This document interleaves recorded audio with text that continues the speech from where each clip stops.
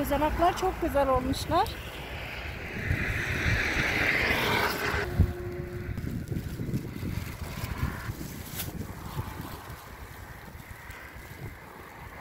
Kozalak şurubu yapmanın tam zamanı. Çok güzeller. Bahçemden kozalak topluyorum. Kozalak şurubu yapmanın tam zamanı. Çam yapraklarının iğneleri elime batıyor. Çok faydalı, çok sağlıklı, ilaç gibi bir şurup oluyor. Çok büyümemişler. Bunlar yeşilken yapılıyor. Karardığında özelliğini kaybediyor. Kararmadan yapmanızı tavsiye ederim. Şu güzelliğe bakın. Arkadaşlar kanalıma hoş geldiniz. Bugün sizlerle beraber kozalak şurubu yapacağım. Kozalak şurubu öksürük, bronşit, kova hastalarının ilacı diyebilirim. Nefes açma özelliği de çok fazla. Bu kozalaklar biraz bebek kozalaklar. Şu anda yapılması tam zamanı. Yeşilken yapılıyor. Kozalakların önce çöplerini ayıklayacağım. Ondan sonra da bir 3-4 su yıkamak istiyorum. Şöyle kozalaklarımı temizliyorum. Çürük su yerleri varsa onları alıyorum. Üzerlerinde bir sürü akma çıkmış. Ele yapışıyor. Yaparken eldiven takmanızı tavsiye ederim. Eldiven olmadığı için elimle yapmak durumunda kaldım. İdeal olan kozalaklar bunlar. Bu kozalaktan hazırladığımız şurubu sadece hasta olduğumuzda değil, ara ara sabahları aç karnına tüketirsek bağışıklık sistemimize de güçlendirerek bize çok faydası olur. Gribe yakalanma oranımız bile azalır. Nane aromalı bir tadı var. İnsanın nefes almasını da kolaylaştırıyor. Kozalaklarımı çöpünden temizledim. Ellerime de bayağı akmalar bulaştı. Bunları da zeytinyağıyla temizlemesi daha kolay oluyor. Bütün üzerindeki tozlarının gitmesi için en az 3-4 su yıkayacağım.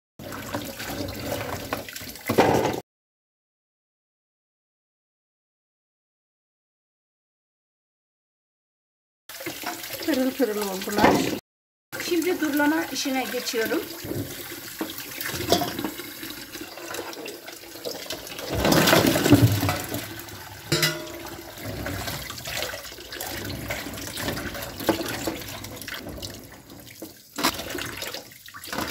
Bütün kozalaklarımı yıkadım. Şimdi tencereme alıyorum.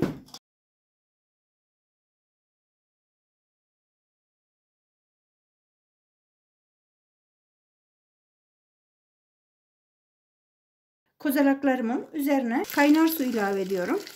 Üzerinde toz kalıntıları varsa onların da gitmesi için üzerine 3-4 parmak geçecek kadar kaynar su doldurdum. Bir gece bu halde bekleteceğim. Akşamdan kaynar suda beklettiğimiz kozalaklarımı süzdüm. Üzerine tekrar su ilave ettim. Şimdi bunları kaynamaya bıraktım. Önce harlı ateşte kaynatacağım. Kaynamaya başladıktan sonra da ocağımı kısığa alacağım. Yavaş yavaş kaynamaya başladı. Üzerinde de reçineler oluşmaya başladı. Bu reçineleri mutlaka almamız gerekiyor. Çünkü bunlar çok yapışkan. Yerken damağımıza yapışıyor. Onun için bunları üzerinden ara ara temizleyeceğim. Kaynamaya başlayınca da renk değiştirmeye de başladılar. Kaşığımızdan, kepçemizden reçineler biraz zor çıkıyor. Zeytinyağıyla ya da çamaşır suyuyla da anında çıkıyor. Bu en az 2,5-3 saat bu halde kaynayacak arkadaşlar. Kozalaklar hafif özelliklerini kaybedecekler. Şöyle dokunduğum zaman bayağı bir yumuşayacaklar. Kozalaklarım çok taze olduğu için daha erken yumuşama aşamasına geçecek. İşlerinde faydalı olan bütün vitamin ve minerallerinin suya karışması için en az 2,5-3 saat kaynatacağım. Tekrar üzerinde oluşan reçinelerini alıyorum. Bunlar kaynadıkça ara ara yapacaklardır ve ara ara ben bunları almaya devam edeceğim. Güzel de kaynamaya başladı. Ocağımın altını kısacağım. Kapağını da yarım kapalı olarak en az 2,5-3 saat aralığında kaynatacağım. Ara ara kontrol edeceğim. Üzerine çıkan reçineler oluşunca da onları da alacağım. Şu anda kaynamaya bıraktım. 45 dakikadır kaynıyorlar. Artık üzerinde de fazla reçine kalmamış. Hep bunları ara ara aldım. Kapağını açınca kaynaması çok azalıyor. Onun için kapaklı kaynaması daha güzel, ekonomik oluyor. Kapak hızlandırıyor aynı zamanda. Evimizde mis gibi bir reçine kokusu sarmaya başladı. En az 2 saat daha kaynatacağım. Tekrar kapağını kapatıyorum. Kozalaklarım yaklaşık 3 saattir kaynıyorlar. Bayağı da dağılmışlar. Suyun rengi de süt rengini almış. Kozalakları biraz soğuduktan sonra suyundan çıkartıp süzme aşamasına geçeceğim. Gerçekten çok güzel kaynadılar. Bütün özlerini de suya verdiler.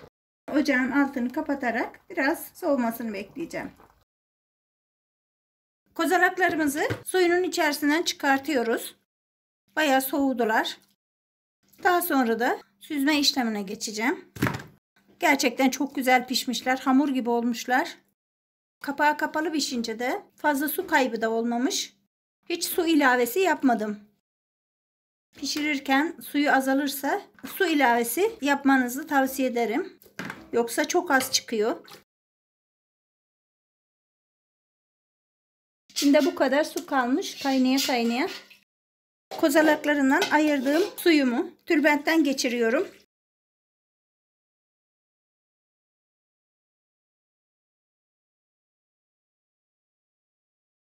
Önce beyaz gibi oldu suyumuz. Şu anda da bayağı krem gibi oldu. Yoğunlaştı.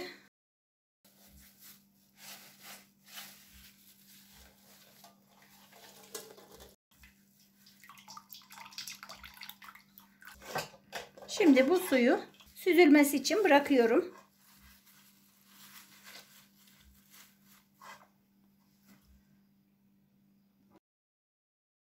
Suyumu ölçü kabımla ölçerek koyacağım tencereme. Şekerini de su oranına göre ayarlayacağım. Sürahim 1 litrelik. Ölçerek koyuyorum.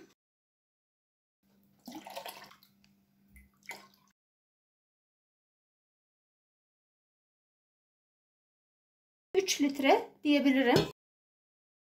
Şimdi bunu ocağa alıyorum. Kaynamaya bıraktım. Kaynamaya başladı. Daha parlak, daha şeffaf bir şurubumuz olsun diye üzerindeki oluşan köpükleri tekrar alıyorum.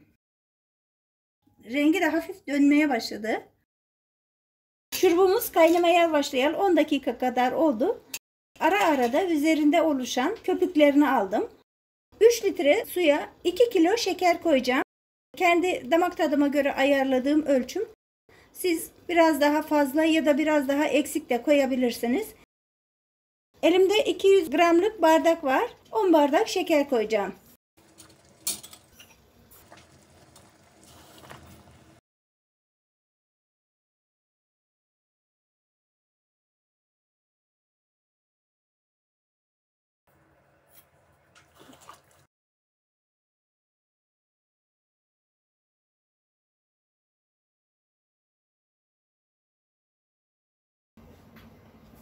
On bardak şeker ilavesi yaptım. Şurup baya bir acı oluyor. Onun için biraz tatlandırma ihtiyacı hissettim. Eğer siz şeker koymak istemezseniz de pekmezle de tatlandırabilirsiniz. Şimdi bunu kaynamaya bırakacağım. En az yarım saat kadar bu şekerle renk ve kıvam alması için kaynamaya devam edecek. Şurubum kaynamaya başlayalı bir 15-20 dakika kadar oldu. Şu anda çok sulu. Biraz daha yoğunlaşması lazım. Tadına baktım, gerçekten çok güzel. Şeker oranı tam kıvamında olmuş. İçine aroma tat versin diye 2 çubuk tarçın koyuyorum. Bir 15-20 dakika kadar da bunlarla kaynamasını istiyorum. Bu halde kaynamaya devam edecek. Rengi koyulaşacak ve yoğunluğu da artıracak. Şurubumuz bayağı renk aldı. Şekerle birlikte yarım saattir kaynıyor.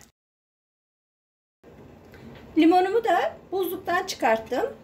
Böyle sakladığımız zaman, çözüldüğü zaman çok güzel suyu çıkıyor. Benim çok çeşitli limon saklama yöntemleri videomda var. İzlemenizi de tavsiye ederim. Bir limonun suyunu ilave ediyorum. 5 dakika daha limonda şurubuma özleşmesi için kaynamaya devam edecek. Rengi, kıvamı çok güzel oldu. Bu zaten soğuduğu zaman da biraz yoğunlaşacak. Ben şuradan biraz alıp size soğumuş halinde göstermek istiyorum.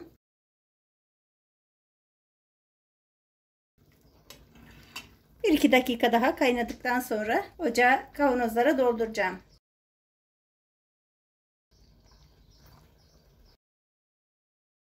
Şurubumun son hali bu. Rengiyle, kıvamıyla da gerçekten çok güzel oldu. Tadına da baktım. İçimi de çok güzel, nane aromalı bir tadı var. Küçük bebeklere bile rahatlıkla verebileceğimiz bir şurup diyebilirim.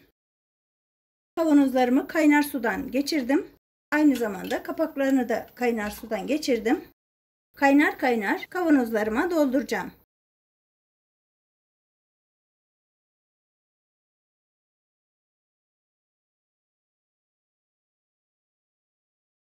Sıcak kapattığımız için kapak vakumlanıyor. 2 geri 1 ileri tekniğiyle kaynar kaynar kapatıyorum. 5-6 kilo kadar kozalağım vardı en az. 1 kilo bile olsa mutlaka bu şurubu yapın. Bağışıklık sistemini de güçlendiriyor ve insana zindelik veriyor. Gribe yakalanma oranı da çok aza iniyor.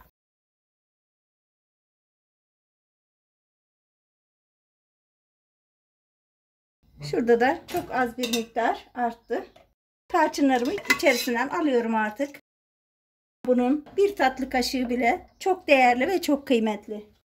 Onu da kapağını kapatıyorum. Daha güzel tutsunlar diye kapaklarını ters çeviriyorum. Hem tutmayan, akan olursa da farkına varırım. Serin ve loş ortamda en az 1-2 sene saklayabilirsiniz. Ama açıldıktan sonra da buzdolabında saklanması gerekiyor. 3 tane yarım kiloluk ve 2 tane de 250 gramlık kavanozlarım çıktı. Buzdolabına koyarak soğumuş halini de size göstermek istiyorum. Gerçekten tam bir şurup kıvamında oldu. Üzerlerini örterek soğuyuncaya kadar en az 5-6 saat bırakacağım. 5-6 saat sonra örtülerini açtım. Kapakları tam oturmuş. Rengiyle, kıvamıyla ve lezzetiyle gerçekten çok güzel olmuşlar. Hiç acı falan da değil.